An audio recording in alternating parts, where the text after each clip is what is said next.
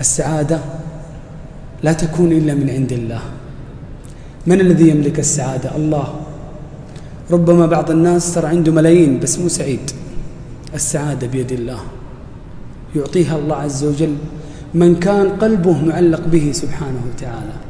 الله عز وجل قال في القرآن: الذين آمنوا وتطمئن قلوبهم بذكر الله، ألا بذكر الله تطمئن القلوب.